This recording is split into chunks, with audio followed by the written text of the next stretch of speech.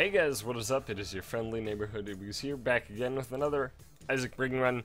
This time we're going to start with Spoonbender, which I haven't actually started with in a long time.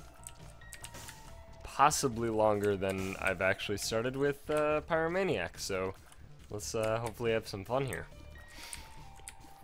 So yesterday I saw the movie Drive for the first time. And basically, the story goes, I couldn't sleep, so I was like, alright, I have too many movies I have to watch. Let's just watch one. So, I watched Drive while I was trying to fall asleep, and it just completely prevented me from falling asleep. It was kind of ridiculous. Like, I couldn't even think about sleeping after watching it. I just want to mention real quick, if you haven't seen Drive, I would highly recommend it. It was very, very good. Very interesting kind of movie. It's really hard to like pinpoint the good and bad aspects about it, but there were some.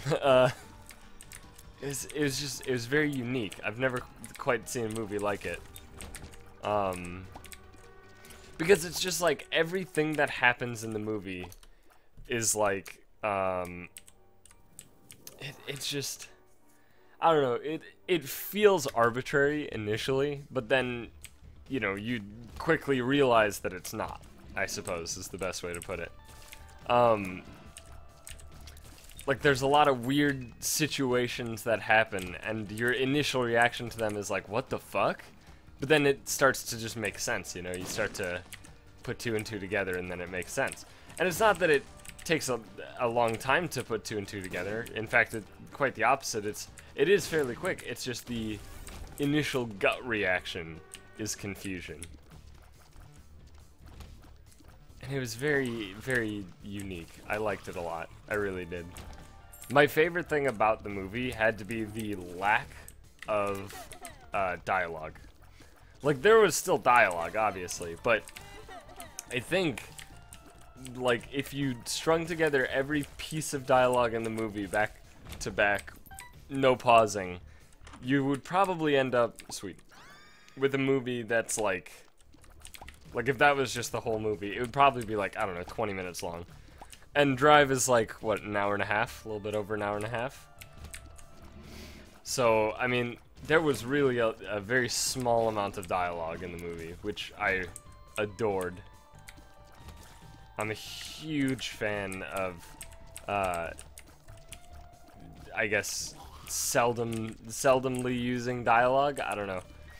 I think it's just the sort of like actions speak louder than words sort of thing. And body language also is pretty gigantic. Because a lot of the communication in the movie was just body language. And it was really well done. But I liked it a lot, honestly. I mean, I don't want to say too much about it at all, because, like, every single little thing was, like, fairly impactful to the overall plot, so I don't really want to say much about it. I will say, however, I can definitely see how Hotline Miami was inspired by Drive. There is no doubt at all where the game was inspired. And I believe the devs have said that their visual, like the art style of Hotline Miami was heavily based on Drive. Which seems to make sense, given the circumstance. Okay. I'm just gonna take this because I'm a monster. And you know what? We might as well have complete and utter victory at the end of the second floor. Holy shit. Mom's Knife, Brimstone, and fucking this thing. Spoonbender. It's not fair, right? It's just not fair. Not fair. So yeah, basically, Drive was incredible. I loved it, and would highly recommend. But there is something else I wanted to talk about in this episode. I wanted to talk about... Oh, Where? Oh, there. Something else I wanted to talk about in this episode. It seems like Hearthstone, first of all, I gotta say, every time I go on the Hearthstone subreddit, I think I just fucking hemorrhage brain cells, like they just leave my body at an incredibly violent fashion. So maybe I should just stop going to the Hearthstone subreddit, but basically, the Hearthstone, sure, fuck it, why not? The Hearthstone subreddit is just, it's so brutal to go to because the people who comment on things have no clue what they're talking about. Like, for example, there was a post today that made it to the front page of the subreddit where it is complaining about the RNG in Hearthstone. And yes, there is RNG in Hearthstone. I'm not gonna sit here and fucking lie to your face and be like, oh, there's no RNG at all. It's perfect these way. You know, there is RNG, absolutely, and it does impact the way games work, right? Heavily. But that's the same with every single card game that exists. If you want a game without randomness, not necessarily RNG, of course, because there are such things as physical card games, but if you want something without randomness, your options are chess, and that's where the list ends. And even that's affected by randomness, depending on the side that you get. Because what is it? Isn't it white has like an advantage or something? I don't know if it's white or black has an advantage. I think it's white though. Classic fucking racists, am I right? But, you know, there aren't games that you can play on a competitive level that don't have randomness, aside from chess. And even that has randomness, right? You cannot avoid it. It is innate to games, right? It's innate to fucking anything, honestly. Randomness exists. And here's the other thing, too. Depending on how you look at it, like, oh, God. Okay, I want to rant on this, but I'm having trouble articulating. I'm trying to gather my thoughts. Basically, if you want to discredit a game in a competitive sense by citing the amount of randomness, I would just like to point you to poker. Right? Now, poker is very innately random, right? And I know what you're saying. I know what you're already typing up. I know the comment that you're getting ready to fucking post. Hey, but poker pros still, you know, they get X amount of money anyway because they, you know, can blah blah blah. Whatever, I understand. But I don't see how that's different in a game like Hearthstone.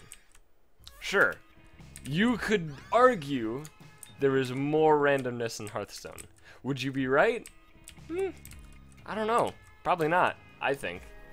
Reason being, right, just having more random effects doesn't make a game innately more random.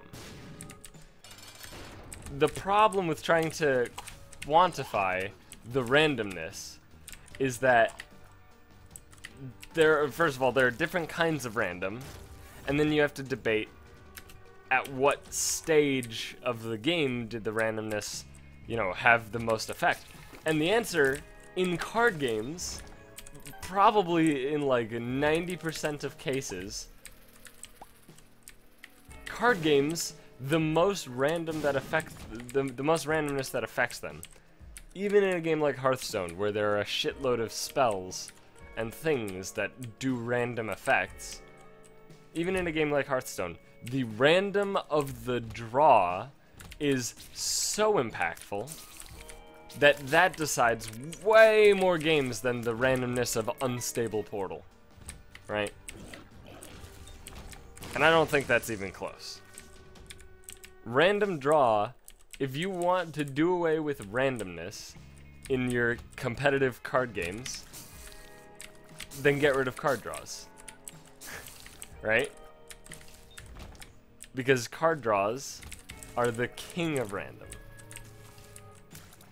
The reason that poker pros can actually call themselves that and make a living by doing that is because they sway the odds. They don't control them. You know, a poker pro could go up against somebody who's fucking shit at poker and has never played poker before, and they could still lose in an independent case. Absolutely, they could still lose. But that wouldn't matter, because in the long run, the poker pro will make more money than that dude who's never played poker before and just got lucky, right? Similar thing in Hearthstone. Not exactly the same, but very similar thing in Hearthstone.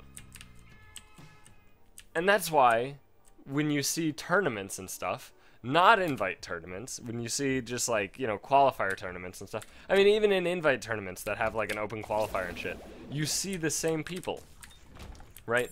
Even the same people who had to play through the qualifiers.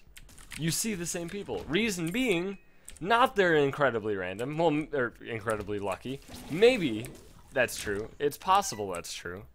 But that's super unlikely. That's less likely than, you know, the randomness that everybody seems to complain about, than the super lucky situations.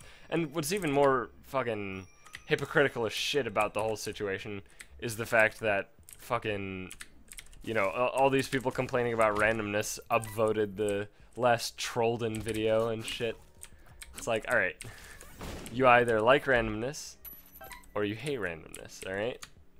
You can't take the side of hating randomness and then be like, ha ha ha, I love the Trollden highlight videos that are literally a perfect fucking display of the randomness I'm complaining about. Ha ha ha, I love it, right?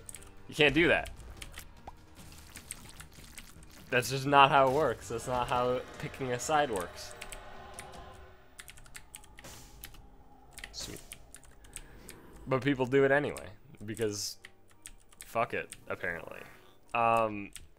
So it's such a very frustrating conversation. Like, the conversation has happened an infinite amount of times in fucking Magic and Yu-Gi-Oh! And I'm sure even fucking Pokemon TCG and shit like that.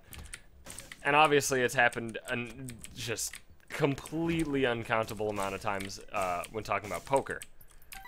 And the end result is always, yes, independent cases are more or less uncontrollable. It is the grand overall scheme that is possible to be swayed, which is why they can be competitive games.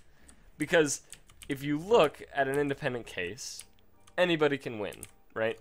Which is a very positive thing for a game to have. It makes it so people who are new to the game feel like they can actually do something. If you take somebody who has never played chess before and sit them down against, you know, let's say a chess grandmaster or something, right? Sit them down against that guy and say, hey, have fun. Are they gonna have fun? I don't think they're gonna have fun. If you sit them down against fucking Amaz or Trump or Force, you know, just some Hearthstone dude, and be like, hey, have fun, you wanna know what they're gonna do? They're gonna fucking have fun. Because not only is the game just fun, but also somebody could win. You know, like that person who's never played the game before could theoretically win against a pro. They probably won't. In the majority of cases, they probably won't. But like that small percentage of the time that they do makes it interesting, right? And here's the other thing. That independent case isn't indicative of every single situation, right? Which is why it's okay to happen. It's like when you fucking, let's say you put all of your money on fucking, I don't know, red in craps, right? That's what you do. Yeah, you could win. Absolutely, you could just fucking win and just be set for, you know, a huge chunk of time with all the money you won. And I'm saying like literally all your money. I don't actually know how casinos run. I don't know if they cap you at a certain amount of money so they don't have to, in case that independent event does happen to occur in the fashion that would be beneficial for you. I imagine that they would probably have things set in place to not lose their millions of dollars. But anyway, my point is, independent events are not indicative of a game, right? That's just how it works. So everybody who's complaining about randomness in Hearthstone, and hey, look at this singular event where this guy who is good enough to have fought through the open qualifiers in 3 tournaments in a row got super lucky against Trump. Ha! Look at the randomness. Ah, it's getting out of hand. No, that's just a single situation. Also, the guy played really well to get to that point, so I don't see any problem at all. The only time I would say randomness gets out of hand is when some motherfucker fresh off the street who has never even heard of a computer hops in Hearthstone and wins a tournament. That's when RNG gets out of hand. And as far as I know, that hasn't happened yet. Apparently, not the most dissimilar thing has happened with, I think, was it Firebat or something at BlizzCon, I think. I don't know. I'm still fairly new to the Hearthstone scene, as it were, but I've heard things about Firebat just being like a literal who just showed up and fucking took it down or whatever. Alright. But you know, when you hand a fucking monkey a computer and they win a game of Hearthstone, that's maybe when, not even a single game, when they win a few games of Hearthstone, I think that's when the randomness gets out of hand. Random occurrences deciding games is not randomness getting out of hand. That's fucking like accepted whatever the fuck. It's what do you call it? It comes with the territory, I suppose. Cause yeah, like if you ask LSV, who is a Magic the Gathering pro, like, you know, if you ask his opinion on randomness, he'll probably say, I don't like how all the random effects in Hearthstone. But then, you know, you ask him more questions and he'll probably very clearly state that a lot of games of Magic, a lot of singular games of Magic have a random outcome. Just explicitly based on draws. Right? Magic is not a game that has random effects in it. It's just all based on draws. But that randomness is still enough to sway games a large percentage of the time.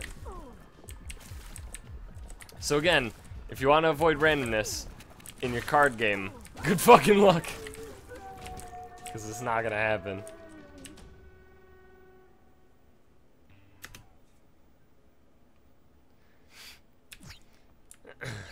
Alright, that's pretty good.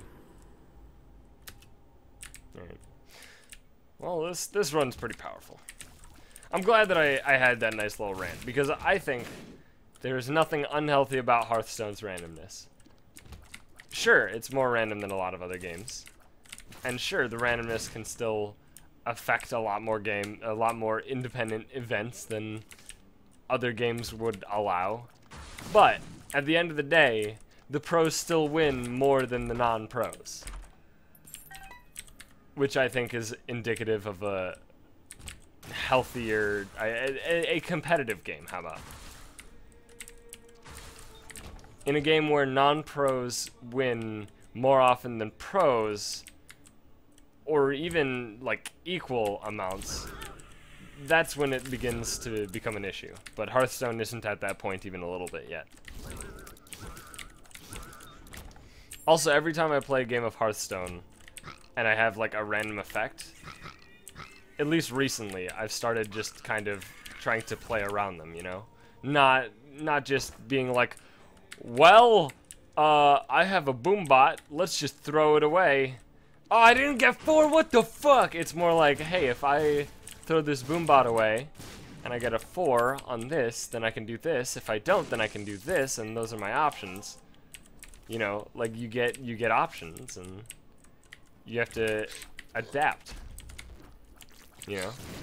Like, that's good shit.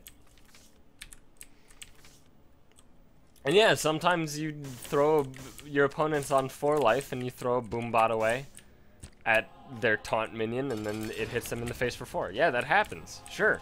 Maybe like 0.05% of the time it happens, but it happens. Sure. Absolutely. I'm not going to sit here and fucking deny it. And sure, sometimes you get Flamewaker out of Unstable Portal and shit like that. Like, these things happen.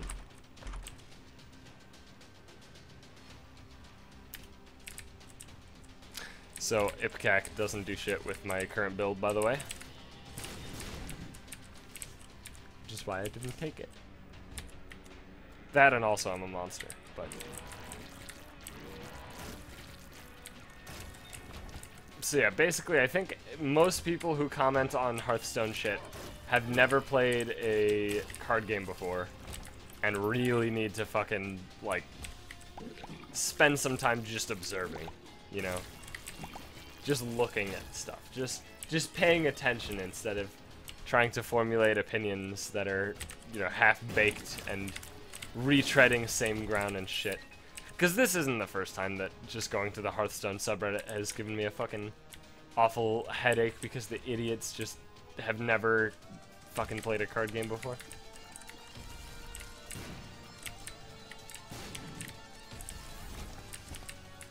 What's worse is that Hearthstone, I think, is one of the least expensive card games to get into. By far. And people are complaining about fucking... like, oh, it's so expensive. I don't think so. You want to get into Magic? You better have, like, a full-time job and fucking be able to spend, like, 50% of your wages on a card game. Right? Like, it's ridiculous, man. Like, sure, you can definitely make it without spending money, for sure. But you can do the same in Hearthstone. So that's, I mean, that's kind of a moot point. When it comes to the spending of money, let's say from ground zero, right? You just started the game to having a competitive deck and playing in tournaments. The barrier to entry for Magic the Gathering, depending on the set, or the specific standard, what am I saying? The specific, I guess, metagame, the specific rotation, I don't know, whatever. Depending on the specifics, it probably takes $200 to $300 to get a single competitive deck up and running, right? Just if you're playing Standard, which is the cheapest format. However, it also rotates, meaning that within the next year, you're going to have to spend more money to get more cards to keep your competitive deck. Now, sure, if you're one of those people who can do trading and shit, then yeah, you can make it without spending ridiculous amounts of money. But again, we're just talking about the situation that you are new and need to spend money to begin, right? Hearthstone, sure, because it's not rotating yet, it gets more and more expensive every set release, for sure. But if, let's just say that you're going to start with Hearthstone right now, right? I will tell you what you need to buy, right? Here we go. Ready for this? Fuck yeah, let's just do this. Here's how much money you have to spend. You have to buy the 2 adventures, right? $50. Okay. You then have to buy some packs. Okay? That's it. Just some packs. It doesn't fucking matter how many packs you buy. Because here's the thing, right? Like, sure, you're probably going to need to buy a few more than, I don't know, 10 packs. You're probably going to need to spend the, what is it, $70 for 60 packs of one of the sets. You don't need to do that for every set. And here's why. Because as more cards get added, there are less and less cards needed from other sets, meaning that you can just buy from one set, so you get a lot of cards, right? Let's just say you're buying from TGT, right? Let's say you buy 60 packs of TGT cards, right? That means you've spent now $110 total from start, and out of those 60 packs, you're probably going to get, let's think here, you're probably going to get, I'd probably say close to 1,000 dust. Maybe more out of those 60 packs. Probably more, actually, now that I think about it.